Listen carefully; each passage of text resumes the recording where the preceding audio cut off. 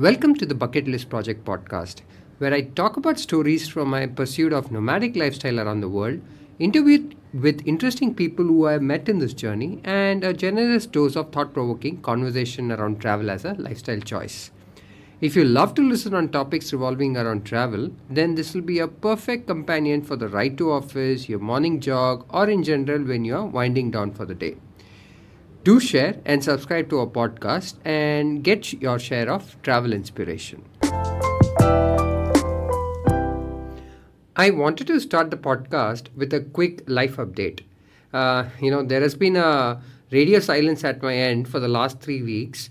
So I thought of, starting with a quick update. My time got distributed between travel, finishing off a personal task, and piecing together 2024 calendar for the bucket list project. I assume you'll be curious to know what's up next. So, starting next week, I am off to the mountain life of the gorgeous Beer Billing. It's an open ended trip as of now, as I'm pursuing my paragliding pilot course there. And I'm not sure how long it is going to take to become a proficient cross country paragliding pilot. So, I'm keeping it very open ended for now. And I'm very keen to go down that path, and I'll probably get to know the difficulties along the journey, but it'll also be a great excuse to get away from the Chennai heat as we head into the summer. After getting done with beer, which I'm assuming will be by end of May, I am looking forward to chasing the Great Migration in Tanzania for 2 weeks in June. Quite excited for this trip because it's been 10 years in the making. The first time I heard about the Great Migration was through a BBC documentary called The Nature's Great Events. David Attenborough's voiceover made this such a sensory experience for me at that age, and it is nothing short of a Netflix blockbuster. I can't wait to relive the documentary in real life, witnessing the circle of life. Later, once we are done with Serengeti wildlife trip, I also intend to spend some time in Zanzibar and catch up with few friends there. It'll also be my first dive trip of 2024 and in a new continent altogether. It feels like an eternity having dived last in Rajapet in the beginning of January. Hoping to see some interesting marine life that Zanzibar has to offer. Let's see what is in store. As soon as we are back from Tanzania, it'll be time for us to, leave for our next slow travel destination. And this time around, it is Australia. I've been to Australia 4 times, but I don't think I can ever get enough of it ever. We are looking to find a place somewhere in the east coast between, let's say, Cairns to all the way to Byron Bay, somewhere in the east coast to call our home for the next 6 months. I have a lot of interesting stuff planned, including learning skydiving there, hoping to do diving in SS Yongala shipwreck and the Great Barrier Reef. Possibly see the Boxing Day test match between India and Australia in Melbourne, witness the Australian Open, and hopefully do many serendipitous road trips to discover the secret hidden gems of the Australian outback. Now that I look at the 2024 plan as I speak, it does feel like a lot of things to do. But while it is intimidating, yet I somehow get a feeling that it will be deeply satisfying too. This is the year when the senses take a aerial route. Last year was underwater. This year is going to be the aerial route with paragliding and skydiving. It'll be yet another student journey from me from scratch, and I hope to give my best and get to learn both these sports in depth like a professional would do.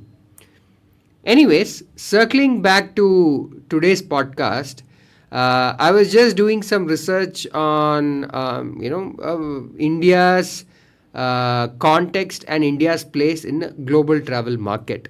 It was just a curious itch on a weekend that I indulged in, and the insights were very, very pleasantly surprising for me. In the context of Pick Your Trail, I've always been a very strong cheerleader for India outbound as a market way back from 2013.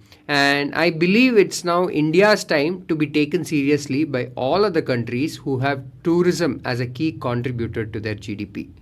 So let's see what excites me so much about this research study. I'm Srinath Shankar, your host, a Padi scuba instructor, co-founder of Pick Your Trail, a digital nomad, and a slow travel proponent. In today's episode, I'm going to talk about crystal gazing into the next 10 years and finding out where the Indian Globetrotter is going to explore next. While doing my research, I found out that India outbound passenger volume for 2023 was 32 million as per DGCA reported numbers. In this, approximately 15 million were tourists across categories like MICE, leisure, and VFR. This is a significant base and already puts us as the 7th largest outbound tourist market as of today. Going by the forward-looking reports, they predict that 2024 is the inflection point for the Indian outbound story, and from here we will grow at 10 to 12% CAGR over the next 10 years. That potentially means that 100 million outbound passengers and probably around approximately 50 million tourist passengers from India by 2033. Let that sink in. That's a 3x number from the current 15 million tourists that are going, right? In the past, China went through a similar story between 2009 to 2019. They were 40 million in 2009 and they just exploded to 150 million outbound passengers by the end of 2019. We all know the kind of magic it did to their travel industry, the people, and how they became a focus market for all countries which tailored their tourism needs towards Chinese sensibilities. I believe it will be India's time very soon, or in fact, India's time has arrived, and the friction related with international travel will start reducing significantly. I see signs of this already on the visa side, which is a popular pet peeve for all Indians. A lot of Southeast Asian countries have announced free visa on arrival for Indian citizens, and many countries have taken the e-visa route to make it hassle-free for the Indians. On top of this, they're also offering longer duration visas now to attract repeat and long stay holidays from the same cohort. Even countries with high friction for visa applications like Schengen region has recently announced the adoption of visa digitization. And they expect to operationalize this by 2028, which is just 5 years away. For whatever slack the Indian passport gets as of today, I positively believe that Indian passport will become stronger in the coming years for sure. The next friction point is obviously the lack of direct flights from India. From an aviation perspective, currently India connects directly to roughly 51 different countries. If I look at the same metric with international peers, it looks very different. Let's say Dubai is at 102 countries, Doha connects to 90, Frankfurt 92, and Paris connects to 110 countries. It is a known fact that direct flights significantly increase the demand for a particular destination. And I believe that Indian players are catching up fast on this aspect, and you will see significant change. In fact, Indigo and Air India's aggressive expansion into international route is already happening, and they're adding new planes every 6 days as part of their large order they placed in 22 and 23. Add to this, the national carriers of other countries taking a serious look at India will only mean more options coming up very soon. Last year, I had put together an aviation wish list to cater to the appetite of the Indian Globetrotter. In fact, I had spoken specifically about few things like creating more airline hubs outside of Delhi and Mumbai, especially in the south. My list also included a bunch of new sector launches, creation of a larger feeder network from Tier 2 and Tier 3 cities to the hubs with less than 3 hours layover to the subsequent international flights, like how Emirates does, or any other airlines like Singapore Airlines or Etihad or the Middle Eastern Airlines. Some of this has already become a reality, like Delhi and Bengaluru operating direct flights to Bali. Announcement has also been made for direct connectivity to Cambodia, Philippines, and New Zealand in 2024. Another example is the recent Thailand bilateral agreement announcing direct flights to Surat Thani, which will open up easier access to the wildly popular full moon parties of Koh Phangan and the beautiful islands of Koh Samui and Koh Tao. All of these are green signals, and I believe we will see accelerated growth in this segment over the next 24 to 36 months. It brings me to the next pertinent question. When friction like this for global mobility is reducing and will reduce significantly over the next few years, who will be the audience that will participate in this accelerated growth? I have my own theory in this. Many of you must have heard the segmentation of India called India 1, India 2, and India 3 based on average annual income. This narrative has been widely used by the VCs, D2C brands, and almost all startups catering to Indian consumer. There has been further distillation of this idea into India 1 Alpha and India 1 Beta, which is carved out from India 1. India 1 Alpha loosely translated to annual income of more than 30 lakhs, India 1 Beta between 10 to 30 lakhs income bracket is leading all the digital spends. This segment is dominating the power law in consumption for all the right reasons. It is estimated that India 1 Alpha as of today is probably about 10 million people, and it's expected to get to 25 million in next 5 years. That's 15 million new people getting added to this cohort. And I believe it will be led by people aged 25 to 33. So, taking a step back, this means 15 million people getting added to this cohort will be Gen Z audience. And we also quite evidently know that Gen Z sensibilities are very different from the millennials and the Generation X. Their wallet share is increasingly getting skewed towards travel. In fact, many survey indicates travel as number 2 spend category for this audience, which wants to live in the moment. It will have direct first and second order effects for the tourism sector, both in domestic and international sector. So, what happens when you take away travel friction and also have a growing segment which will prioritize travel in their lives? It will create a flywheel which will fulfill the 50 million outbound passenger projection over the next 10 years. The possibility of this flywheel is music to my ears, and it excites me so much being a hardcore travel industry fan myself. But that's just one part of the story. Almost all tourism boards, airlines, and online travel brands have already socialized this India story internally to their leadership team. They are in fact working towards including this in their forward-looking strategy as well. But the harder part is going to be predicting where will the Indian Globetrotter travel to. Which countries will, gain from this increasing India outbound travel and their wallet share. Let's try and crystal gaze into this puzzle a bit more. It took me a lot of contemplation and effort to figure out the starting point of this thought exercise. It is a forecast, and I know in general that a lot of things can go wrong with forecasts. So was racking my brains to find few variables which will help anchor the forecast with some confidence. And I narrowed down on 4 major ones. Number 1 was, what is the current tourist arrival into this country? This is a fair indicator of the maturity of the tourism infrastructure to cater to a large audience like India.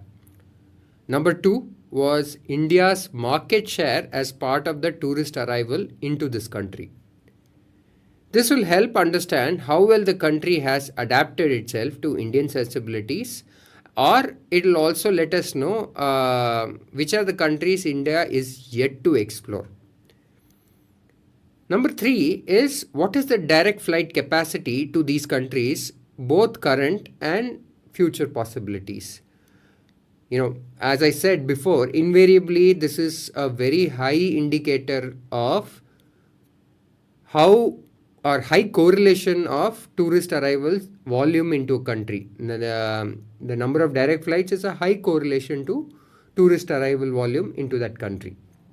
Number four, I picked up as a variable was ease of visa. This was an easier consideration and a no-brainer. We have seen enough and more evidence of this with Thailand, Maldives, and Dubai, which has seen huge influx of Indians coming because they made visa so simple. Once I identified the variables, it was data collection time as usual. And as I went down this path, I realized that access to data in 2024 has become more and more democratized.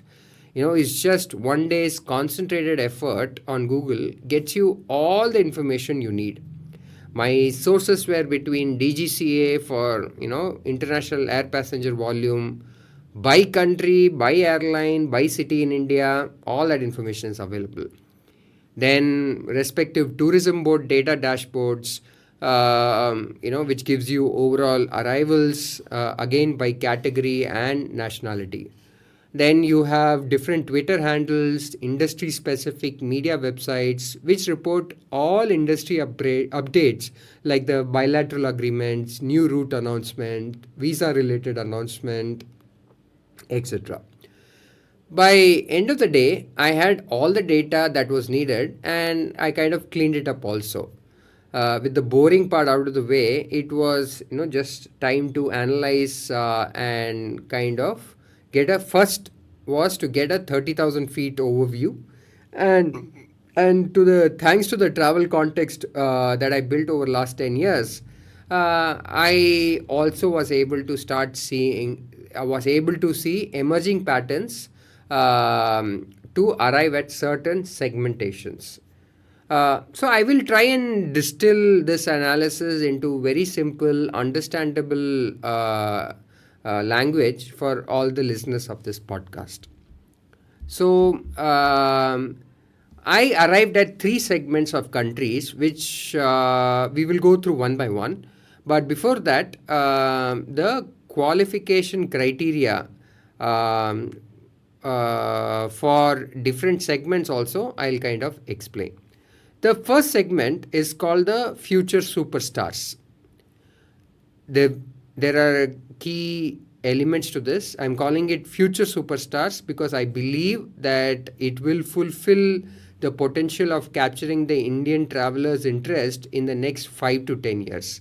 It may be a little slow to start with in the year 1 to 5, but over a period of 5 to 10 years, they will be a major player. So that's why the moniker future superstars. The characteristics, qualification criteria for that is these countries should have more than 5 million global visitors a year, which is a sign of a mature tourism infrastructure that is already in place so that it can cater to a large Indian audience. Second, as of today, the India's market share should be less than 5%. The reason for this criteria is this plays well into the narrative of aspiring Indian traveler who is increasingly exploring destinations that are new and exotic for himself.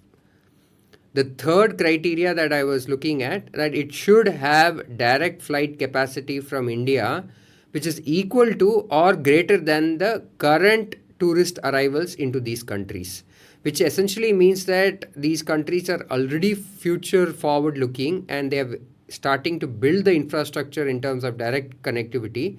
They may or may not be able to capture the entire interest of the Indian audience, but they are consistently building infrastructure for direct airline operation. The fourth and final one obviously is how easy is the visa process as of today, and or how easy it is expected to get over a period of time. These were the four criteria, which I'll quickly summarize. What is the volume? At least more than 5 million tourists, global tourist arrival into the country. Current Indian market share should be less than 5%. Direct flight capacity should be at least equal to or more than the current Indian tourist arrival into these countries. And fourth final one is the easy visa process. So if I take this criteria, 12 countries made it to this list called the future superstars. From Southeast Asia, we have Malaysia, Vietnam, and a notable mention to Cambodia, especially if the direct flight operations in 2024 goes through and becomes a reality. You might be asking, why Malaysia? Malaysia globally gets 20 million short-time tourist arrivals, but India's share in that is just 3% as of today. With free visa entry and 1.4 million direct flight seat capacity from India, I believe that it will get a lot of attention over the next 5 to 10 years. Today, the entire Malaysia story is revolving around Kuala Lumpur and Langkawi. But why I'm bullish about Malaysia, and hopefully it'll see a lot of Indian tourist arrival increase over the next 5 to 10 years, is because of the region called as Borneo, which is globally very, very popular among the Western travelers. But it is yet to pick up in India, and we hardly see any Indian traffic to the Borneo region. It has so much to offer, like the Coral Triangle of Sipadan for diving, considered to be among the top 10 dive sites in the world, the beautiful rainforests of Sabah and Sarawak, and the awesome trek of Kota Kinabalu. All of this put together, in my view, makes Malaysia a very good candidate for Indians to explore, and it is perfectly fitting the bill of the future superstar. Second is Vietnam. It has always been a tourist-friendly destination with 13 million visitors, visiting globally every year. But with direct flight connection from India starting about 1.5 to 2 years back, and the heavy influencer push, is when Vietnam is slowly gaining Indian attention as of today. Couple this with the fact that it's a great shopping hub, especially for fashion, I see tremendous growth potential from India. Cambodia is in this list because globally it gets about 6 to 7 million visitors every year, and it has a huge religious connection with India in the form of Angkor Wat. So I believe if direct flights start operating, especially from south, you will see significant increase in number of people visiting Cambodia. From Far East, I have two future superstars, which is Japan and Hong Kong. Both of them have 25 million plus global tourists visiting each year, and they have all the right ingredients and infrastructure for Indian audience. If you talk about casinos of Macau, food and cherry blossom of Japan, all of this is already a huge hit with Indian audience. And their visa process is also a breeze and so affordable that it is a no-brainer. If they are able to fix the affordable direct flight connections from India, you will see them emerge as a big tourist destination in the next 5 to 10 years. From Central Asia and Africa, I have three future superstars. One is Kazakhstan, second is Uzbekistan, and the third is Egypt. They all have signs going for them really well in terms of future prospects. They have great airfares through direct connections, more than 5 million plus tourist arrivals every year, and in fact, Egypt gets 14 million. Uh, Very, very easy visa process. All of them have less than 3% Indians visiting as of today. And it has a great mix of history, architecture, the Arabian Nights inspired charm. And what more can you ask for? The Red Sea of Egypt, the breathtaking road trips of Kazakhstan, and the fairy tale look of architecture in Uzbekistan makes for blockbuster holiday, and it'll appeal to the adventurous sensibilities of the Indians as well. From the Western Hemisphere, I have US, France, UK, and Turkey making the list. I know before you jump on me for the visa nightmare of US and significant hike in Turkey visa price, I just wanted to say that it will get better over a longer time frame of 5 to 10 years. France and UK anyways have gone online in terms of their applications, and they have increased their India staff for visa approval. So there is no issue with respect to visa appointments for both of these countries. US will get much better, and I also believe that a lot of India and Alpha will apply for US visa whenever they can, just for the additional countries that visa unlocks for travel. And in fact, Turkey is a direct beneficiary of it as well. Today, all of these countries have less than 3% market share from India. But if I look from a global lens of tourism, all of these four countries are right at the top. So it is but obvious that India will start featuring in the 5 to 10 year horizon for sure. And you can expect more direct flights, in fact, them becoming more affordable. And with long term visa issuance happening, it will expand the market automatically. So this kind of sums up the 12 countries who form the future superstars cohort. And I will quickly summarize. They are from Southeast Asia, Malaysia, Vietnam, and Cambodia. From Far East, it is Japan and Hong Kong. From Central Asia and Africa, it is Kazakhstan, Uzbekistan, and Egypt. And from the Western Hemisphere, it's going to be US, France, UK, and Turkey. Now moving to the second segment, I call this segment the emerging superstars. This is a list of countries which is very already on a high growth path with respect to tourism in the when it comes to a global lens, and has already started seeing success in terms of emerging Indian tourist interest. India's market share to these countries is already in the 5 to 10% bracket, and it will consolidate in further in the coming years.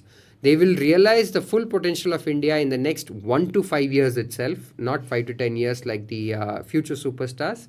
They will realize the potential in the next 1 to 5 years and attain double digit market share for Indian tourists. From Southeast Asia, obviously you have the usual suspects in this list, which is Singapore, Indonesia, and Thailand. With very quick turnaround in terms of visas or hassle-free on-arrival visa, very high flight connectivity, and India-focused tourism boards, they will continue to thrive. While Bangkok, Pattaya, Phuket, Singapore, and Bali will see a lot of first-time travelers, I believe that they will unlock newer growth through the different newer products. And when I say newer products, let's say for example for Singapore, it will be the cruise departures happening from Singapore. They will see huge Indian audience kind of opting for that.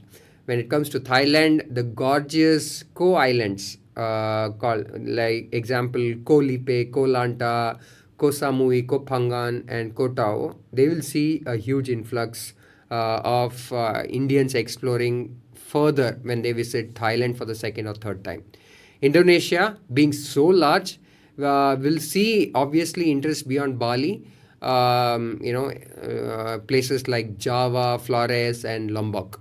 I've been personally to these places, and I've started seeing Indians slowly coming to these places as well, because they would have seen Bali the first time and they still are coming to Indonesia the second and third time to visit the other islands. From the rest of the world, there are surprise entries that I did not expect. Um, from rest of the world, I have three entrants in this emerging superstar category. One is Australia, one is Kenya, and one is Azerbaijan. The surprise for me was Australia and Kenya, because I assumed that they will be a smaller segment, but I am definitely wrong. All the three of them have India contributing between 5 to 10% of travelers arriving on their shores. In fact, Azerbaijan offers all the European sensibilities without the hassle of a Schengen visa. It has F1 going for it, great nightlife alternative to the Bangkok scene, and good direct flight connectivity. All of this works in its favor. Kenya obviously has the wildlife story going for it, which is so unique, and with great migration, a great established safari infrastructure, and the as I said, the great migration being part of bucket list of all wildlife enthusiasts is a great sign for them. Add to this, they have announced free visa and higher focus on increasing direct flights will play surely to their favor. And Kenya is also known as the in Africa one of the more affordable safari destinations. So more reasons for India to travel there.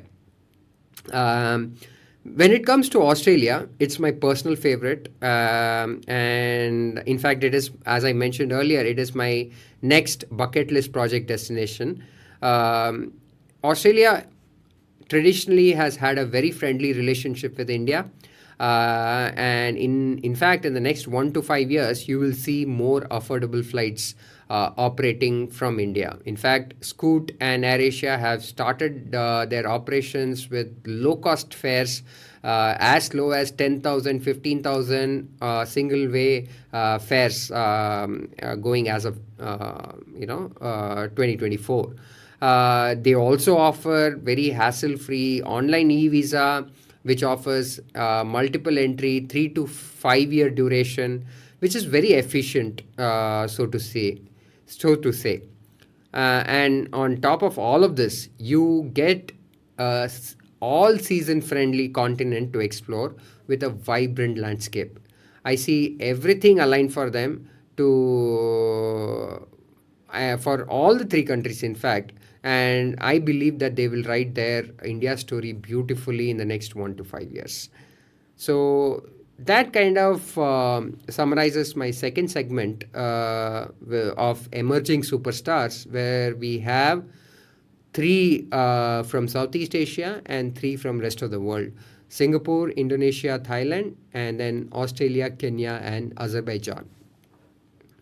This With this, we come to the last segment, or the last cohort of countries, which I call the incumbent superstars. This is a list of countries which has obviously mature tourism infrastructure with significant global tourist interest, and it also has Indians flocking them. When I say India's flocking them, India's market share is already in double digits, and it will continue to be a preferred choice for a lot of first time travelers, or it will probably become a weekend alternative to a domestic holiday. They have realized the potential of India already, and it is up to them to innovate and hold on to this position in the coming years. Two of them are just south of us, which is Sri Lanka and Maldives. I know that Maldives is getting all the hate from India at the moment for the unfortunate remarks that they made. But, nobody remains a permanent enemy. And I believe Maldives will again go all out to make it more affordable and welcoming for Indians. In fact, in COVID, they set a great example in terms of opening up the borders, being welcoming, and it was the retreat for almost huge part of India, and they saw love from India like nobody else. Uh, on the same front, obviously, Sri Lanka is there. Our neighbors, just between 1 to 3 hours from any part of India in terms of flight journey. Lovely hospitality, great places to see, right from wildlife to great beaches to great hill stations. It has everything going for it, and very similar culture, very similar food. There's literally nothing that can go wrong with it. And the fact that it's a quick hop makes for a great short weekend getaway. The other two on this list are from Middle East, which is Dubai and Oman. Having been in the travel industry for the last 10 years, I never imagined Oman to be so popular until I saw the numbers. Both of them have like 13 and 18% market share from Indian passenger arrivals for the year 2023.